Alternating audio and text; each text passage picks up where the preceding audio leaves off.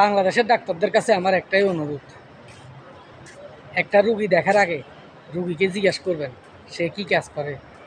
সে যদি গরিব অসহায় কিংবা বেকার হয় তাহলে তাকে পরীক্ষার নামে অযথা খরচগুলো দিয়েন না।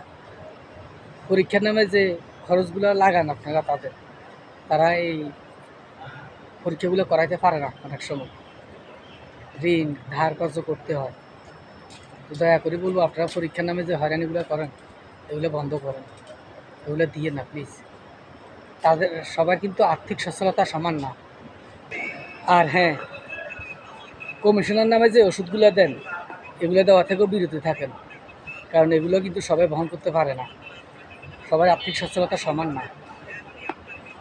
সরকারিভাবে যে ওষুধগুলো পায় সেগুলো দেওয়ার চেষ্টা করেন, দেখবেন আপনি মানুষের কাছে অনেক প্রিয় হয়ে উঠতে পারবেন এবং কি আল্লাহর কাছেও ভালো থাকবেন।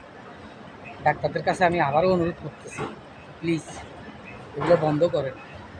এগুলো যদি চালিয়ে যান সবসময় এভাবে, আমাদের এই দেশ থাকবে না।